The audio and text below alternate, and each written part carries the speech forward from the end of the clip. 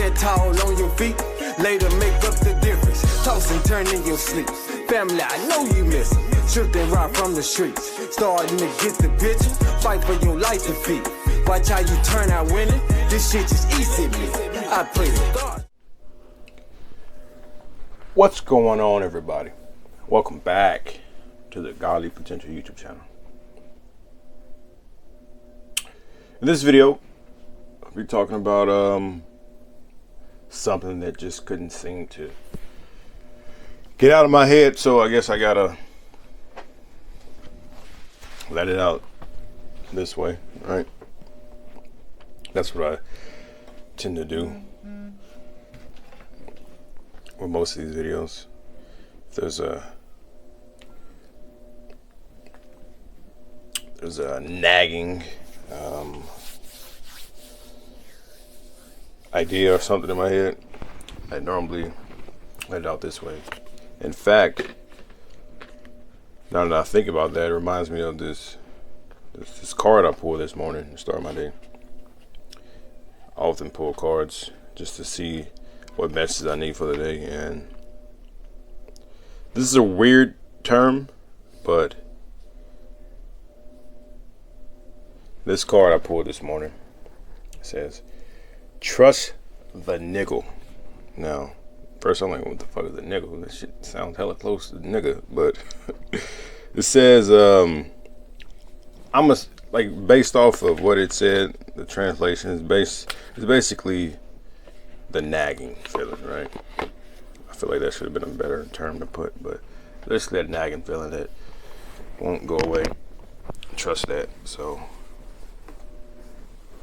it's hard for me to trust it. But the past, a couple of days, even yesterday, just driving around. I like to get out and stuff, especially with everything going around. I like to get out and either go to the park or just drive around. And typically, if I'm driving from a certain place or if I'm headed towards the park I go to, always pass up a graveyard each time, right? Typically, I don't pay no mind to it. I'm pretty sure most of us don't, right? We've seen it before and we know it's there. We just drive right past without thinking. But it's really been standing out for me lately, ever since I made the last video, not the last one, but the one before last, talking about how to win this battle by liberating your ancestors. Ever since I put up a starter altar set on a little Etsy shop, it really stood out because when I look at that graveyard, you see the tombstones, right? I see the tombstones and I'm like, damn, how many of those people are just forgotten now, right? How many of those people are just struggling now since they transitioned? How many of them have faded away or just faded away?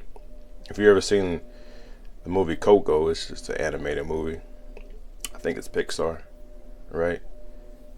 If you've seen that movie, you know they talk about that in that movie. Like, if you don't remember your ancestors, if you don't pretty much get back to them, they fade away, right? Because I just learned this the other day, just watching Brother Yusuf. I mentioned this channel, I think, on the video I made about liberating ancestors, right? I learned a lot from him. So a lot of this stuff is coming from him. A lot of it is coming from past shit, right? Now, I just say all that just to pretty much give credit where credit's due. But also, when anybody's teaching anything, understand that they learn that from somebody else or a book. Sometimes it's like direct downloads and wisdom. But anyway, he mentioned that when you don't feed your ancestors, you don't remember them, they pretty much fade away. They drop dimensions. They move from the second dimension or the fourth dimension, whichever one they're in, they can drop to the first dimension. And he said the first dimension is basically where energy is sent and it gets recycled, right? It gets sent back to somewhere else, or some type of other entity may take that energy, right? Because this is what happens when we die, so to speak, right? Man is created or divided, right? You have the physical part, the soul, and the spirit, right? The spirit, that is that emanating force that is within all things, like even fucking little animals, scorpions, rats and shit, right? The soul is always linked to the greater whole. And then this flesh, this body, you know, is connected to the earth. Okay? So when you pass away, this body returns back to the earth. That's where it came. The spirit goes to the astral realm, or more subtle realms where it pretty much originated from. The soul returns, right? And it moves on, and you can go into different lifetimes with that same soul. The spirit and the soul differ because the spirit is basically your carbon copy of what you are right now. It is. So when I transition, my spirit of Brian will live on for my ancestors, right? For my lineage. Okay. My soul can go experience other things, but the spirit lives on. The spirit is a photocopy, a carbon copy of the physical, right? So with that, that is how you have the same, or someone can say in the same lineage, right? Ancestry, and still reincarnate into a different family, right? That's how that works. Just because the soul can go do that stuff, but the spirit stays within that lineage, right? So when you don't give back a lot of your ancestors, let's say they were more spiritually evolved, right? They evolved spiritually somewhat, but not too much. So they may transition and may go to the fourth dimension. Now, if you want to know about the dimensions, I suggest you go to Brother Yusuf's channel. His channel is New Life Tools. He talks about this shit, right? I think it's entitled Different Dimensions. And he talked about what the fourth dimension is and how it's basically, it's a lot better than the third dimension. It's no stress, none of that shit. Okay? But let's say ancestors go to their realm. But if they don't evolve, they can initially, he said they can retard, right? They can digress. They can drop dimensions, right? The second dimension is a hell state. Okay? The first dimension, like I said, it's a state where energy is recycled. So that could possibly happen to your ancestors if you're not uplifting them. So when I drive past these graveyards, I see all these tombstones. I'm just like, dude, I guarantee most of them aren't getting fed, right? They're not getting energy. You got some people who are maybe traditional, or they really have a connection. So they'll go back to the grave site, give them flowers, sit with them and stuff, talk to them. That ancestor or that person is getting fed. But most of the time it's not by someone in that lineage. It's normally a spouse or something, right? Or best friend. Someone who's really close. I mean, sometimes, yes, it is like the kids, brothers, siblings, things of that nature, children. But typically it's not. So I look at this grave site and I go, they're all just fading away. And then when that person whose ancestors faded away needs someone to call upon, like, there's very little people they can call upon.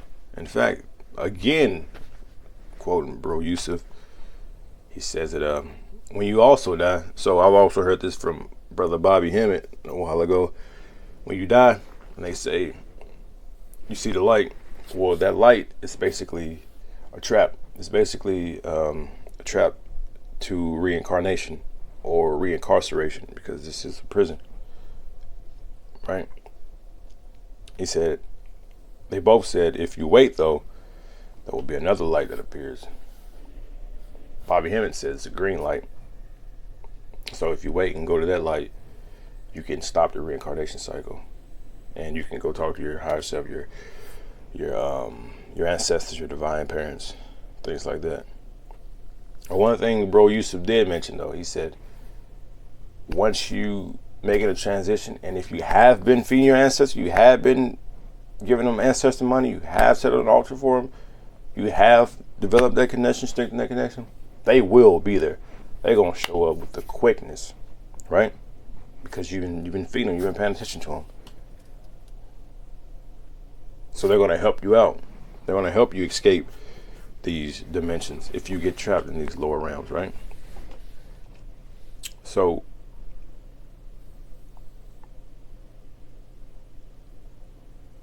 the next time you drive past a gravesite, just instead of just going through the routine like you normally do when you look at it, just look and see, like, damn, those are people.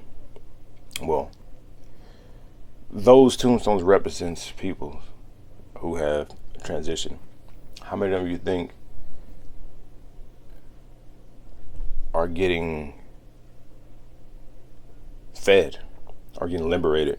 Because like I said, that spirit part of them stays in that certain realm unless it drops to a first dimension and it gets recycled.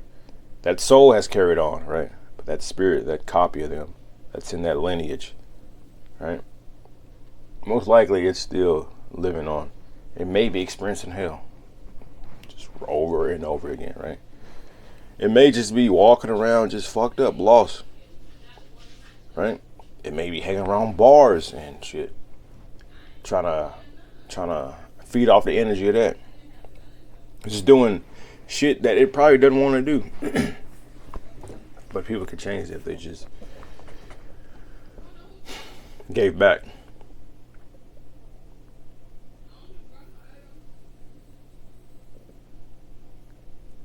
Now, I also believe that the reason why this is so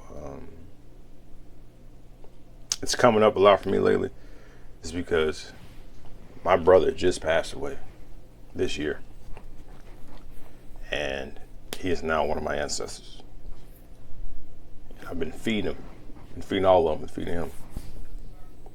Not only does it give you a peace of mind that you're helping him, he's not potentially not in a shitty state, right? You liberate him, but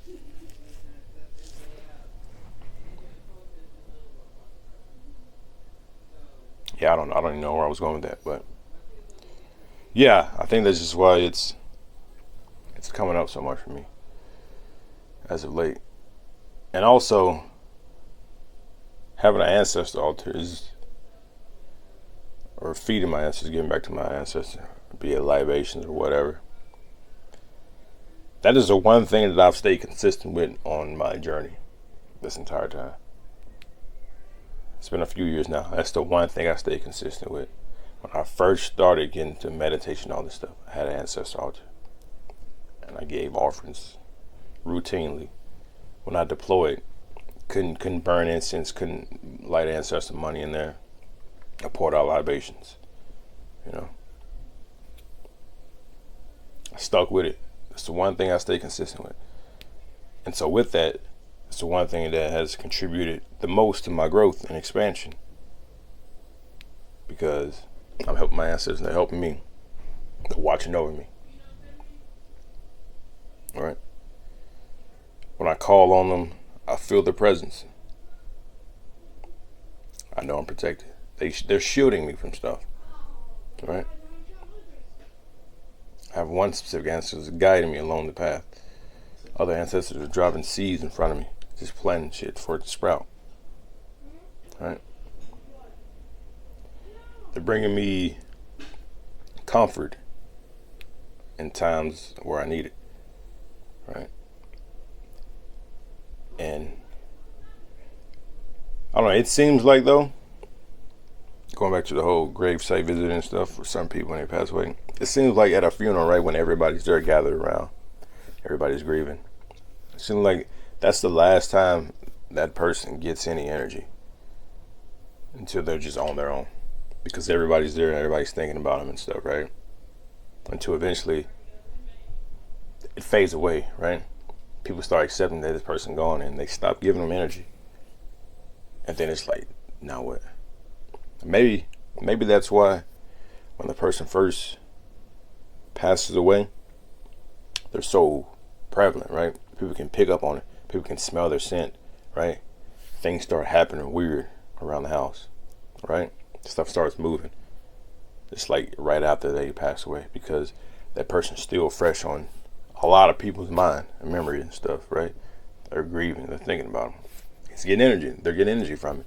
But then as they accept it, it's less and less and less. Maybe because they're getting less and less energy.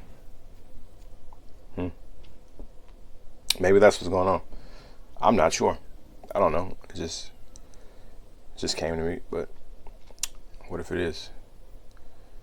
Maybe we should continue to give them energy.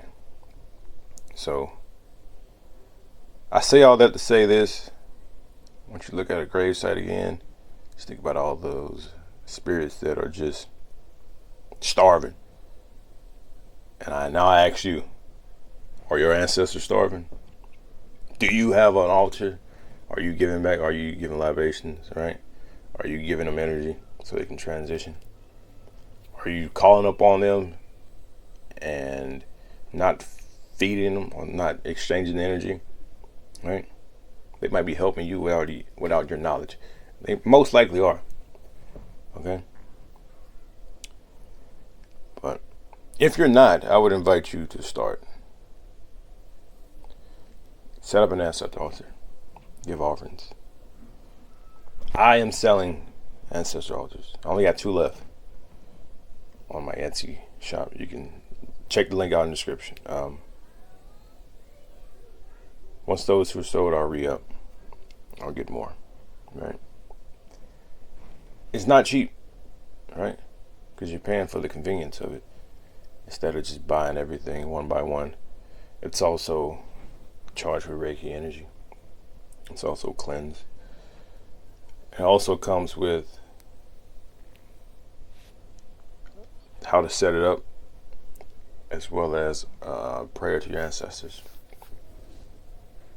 Now, just the charged Reiki, that's huge on its own, right? But it's all included.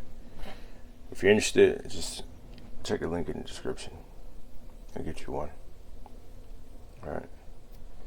If it's too much, hit me up. We can probably set up a payment plan or something, right?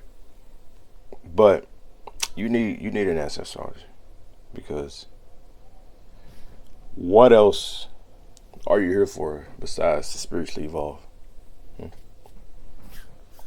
If you want to spiritually evolve, I suggest you begin working with your ancestors, because as the more and more you evolve, the brighter your aura gets, the more attractive you become to other entities and negative entities. You're going to want some protection. But yeah, that's all I got. Next time you drive past a gravesite, just think about what I said. All right. But if you feel like this video can help others, be sure to share it, thumbs it up, subscribe for more. If you got any suggestions, comments, leave it in the comment section. But until next time, I'm out. Peace. On your feet, later make up the difference. Toss and turn in your sleep. Family, I know you miss them. Shook and rock from the streets. Starting to get the picture. Fight for your life and feet. Watch how you turn out winning. This shit is easy, man. I pray to God.